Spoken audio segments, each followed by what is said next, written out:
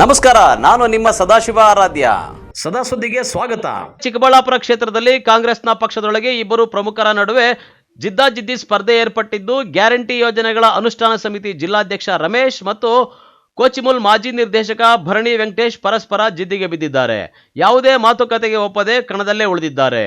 ಸಚಿವ doctor MC Sudhakar ಅವರ ಹಂತದಲ್ಲಿ ನಡೆದ ಸಂಧಾನ ಸಭೆಗಳಿಗೂ ಯಲುವಹಳ್ಳಿ ರಮೇಶ್ ಅವರು ಆಬ್ಸೆಂಟ್ ಆಗುವ ಮೂಲಕ ಸ್ಪರ್ಧಾ ಕಣದಲ್ಲಿ ಉಳಿಯುವ ಸಂದೇಶವನ್ನು ಸಚಿವರಿಗೆ ಪರೋಕ್ಷವಾಗಿ ತಲುಪಿಸಿದ್ದರು.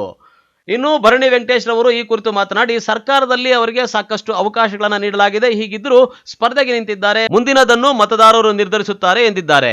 ಸರ್, ನನಗೆ ಯಾರು ಹಿಂದೆ ಸರಿಯಿರಿ ಅಂತ ಹೇಳಲಿಲ್ಲ. ಯಾಕೆಂದ್ರೆ ಎರಡು ಹುದ್ದೆ ಇರೋರು ಎಲ್ರು ಉಸ್ತುವಾರಿ ಮಂತ್ರಿಗಳು ಕೂಡ 2-3 ಬಾರಿ ಹೇಳ್ ಕಳಿಸಿದ್ರು. ಅವರು ಉಸ್ತುವಾರಿ ಮಂತ್ರಿಗಳ ಬಳಿ ಬರ್ಲಿಲ್ಲ. 2 ಸಲ ಜಿಲ್ಲಾ ಕಾಂಗ್ರೆಸ್ ಅಧ್ಯಕ್ಷರು ಕೇಶವ ರೆಡ್ಡಿ ಕೈಲಿ ಹೇಳ್ ಕಳಿಸಿದ್ರು, ಫೋನ್ ಮಾಡಿದ್ರು, ಇಲ್ಲ ನಾನು ಬರೋದಿಲ್ಲ ಅಂತ ಹೇಳ್ ಕಳಿಸಿದ್ರು. ನಾನು ಕೂಡ 2 ಬಾರಿ ಕರೆದಿದ್ದೆ, ರಮೇಶ್ ಅಣ್ಣ ಬರ್ತಾರೆ, ನೀವು ಬರ್ಬೇಕು ಅಂತ ಮಂತ್ರಿಗಳು. ಆದ್ರೆ ನಾನು 2 ಬಾರಿನೂ ಹೋಗಿದ್ದೆ, ರಮೇಶ್ ಅಣ್ಣವ್ರು 2 ಬಾರಿನೂ ಬರ್ಲಿಲ್ಲ. ಮಂತ್ರಿಗಳು ಕರೆದಾಗ ನಾನು ಹೋಗ್ಬೇಕು, ಅವ್ರು ಏನ್ ತೀರ್ಮಾನ ಮಾಡಿದ್ರೆ ಆ ತೀರ್ಮಾನಕ್ಕೆ ನಾನು ಬದ್ಧ ಇರ್ತಿದ್ದೆ. ಆದ್ರೆ ಅವ್ರು ಬರ್ದೇ ಇದ್ದಾಗ ನಾನು ಚುನಾವಣೆಗೆ ಸ್ಪರ್ಧೆ ಮಾಡಕ್ಕೆ ಇದ್ ಮಾಡ್ಕೊಂಡಿದ್ದೀನಿ. ಆ ರೀತಿ ಸ್ಪರ್ಧೆ ಮಾಡ್ತಾರೆ. ಚುನಾವಣೆಯಲ್ಲಿ ಶಾಸಕರ ಬೆಂಬಲ ನಿಮ್ಗೆ ಸಿಗುತ್ತಂತ ನಂಬಿಕೆ ಇದೆ ಸರ್? ಇಲ್ಲಿ ಚಿಕ್ಕಬಳ್ಳಾಪುರ ತಾಲೂಕಲ್ಲಿ ಶಾಸಕರ ಬಣ, ಮಂತ್ರಿ ಬಣ ಅಂತ ಯಾವುದು ಇಲ್ಲ, ಕಾಂಗ್ರೆಸ್ ಬಣ. ಈ ಕಾಂಗ್ರೆಸ್ ಪಕ್ಷದಲ್ಲಿ ಚುನಾವಣೆ ನಡೀತಾ ಇದೆ, ಅದು ಕಾಂಗ್ರೆಸ್ ಲೀಡರ್ಸ್ಗೆ ಬಿಟ್ಟಿರೋ ವಿಚಾರ.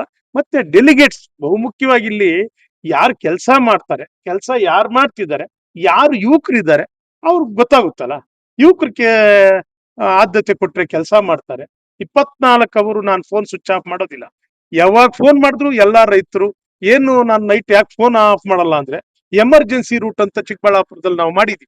ಏನು ಹಸುಗಳಿಗೆ ಹುಷಾರಿಲ್ದೆ ಇದ್ದಾಗ ಚಿಕ್ಕಬಳ್ಳಾಪುರದಲ್ಲಿ ವಿಶೇಷವಾಗಿ ಎಮರ್ಜೆನ್ಸಿ ರೂಟ್ ಅಂತ ನಮ್ಗೆ ಕಾಲ್ ಮಾಡಿದ್ರೆ ಯಾರನ್ನ ರೈತರು ಇಮಿಡಿಯೇಟ್ ಆಗಿ ಡಾಕ್ಟರ್ ಫೋನ್ ಮಾಡ್ಬಿಟ್ಟು, ಒಂದು ಕಾರ್ ಸ್ಪೆಷಾಲಿಟಿ ಇರುತ್ತೆ, ಆ ಕಾರಲ್ಲಿ ಡಾಕ್ಟರ್ ಹೋಗಿ ಇಮಿಡಿಯೇಟ್ ಆಗಿ 20 ನಿಮಿಷದಲ್ಲಿ ಡಾಕ್ಟರ್ ಹೋಗೋಂತ ಕೆಲಸ ನಾವು ಮಾಡ್ತಾ ಇದ್ವಿ. ಯಾಕೆಂದ್ರೆ ನನ್ನ ಹುದ್ದೆ ಕೊಟ್ಟ ಮೇಲೆ ಅದನ್ನ ನಿಭಾಯಿಸ್ಬೇಕಲ್ಲ. ಫೋನ್ ಸ್ವಿಚ್ ಆಫ್ ಮಾಡ್ಕೊಂಡ್ರೆ ನನ್ಗೇನ ಅದು ಇದಿರೋದಿಲ್ಲ. ಹಾಗಾಗಿ 24 ಅವರು ನೀವ್ ಯಾವತ್ತಾದ್ರೂ ನನಗೆ ಕಾಲ್ ಮಾಡಿ, ನಾನು 24 ಅವರು ಫೋನ್ ಆನ್ ಅಲ್ಲೇ ಇಟ್ಟು. ಇದರ ನಡುವೆ ಸಂಸದ ಸುಧಾಕರ್ ಅವರು ಎನ್ಡಿಎ ಮೈತ್ರಿಕೂಟದಿಂದ ಅಧಿಕೃತ ಅಭ್ಯರ್ಥಿ ಎಂದು ಶಿವಾನಂದ್ ರವರನ್ನ ಘೋಷಿಸಿದರು. ಆದರೆ ನಾಮಪತ್ರ ವಾಪಸ್ ಪಡೆಯುವ ದಿನವಾದ ಇಂದು ಯಾವುದೇ ಸದ್ದುಗದ್ದಲವಿಲ್ಲದೆ ಚಿಕ್ಕಬಳ್ಳಾಪುರ ಕ್ಷೇತ್ರದ ಎನ್ಡಿಎ ಅಭ್ಯರ್ಥಿ ಶಿವಾನಂದ್ ಅವರು ನಾಮಪತ್ರ ವಾಪಸ್ ಪಡೆದು ಕಣದಿಂದ ಹಿಂದೆ ಸರಿದಿದ್ದಾರೆ. ಹೀಗಾಗಿ ಚಿಕ್ಕಬಳ್ಳಾಪುರ ಕ್ಷೇತ್ರದಲ್ಲಿ ಎನ್ಡಿಎ ಅಭ್ಯರ್ಥಿ ಕಣದಲ್ಲಿಲ್ಲ. ಸ್ಪರ್ಧೆ ಏನಿದ್ರು ಕಾಂಗ್ರೆಸ್ ಮುಖಂಡರೇ ಆಗಿರುವ ಭರಣಿ ವೆಂಕಟೇಶ್ ಮತ್ತು ಯಲುವಹಳ್ಳಿ ರಮೇಶ್ ನಡುವೆ ನೇರಾನೇರವಾಗಿ ಏರ್ಪಟ್ಟಿದೆ. ಸದಾಶಿವ ಆರಾಧ್ಯ, ಸದಾ ಸುದ್ದಿ, ಚಿಕ್ಕಬಳ್ಳಾಪುರ.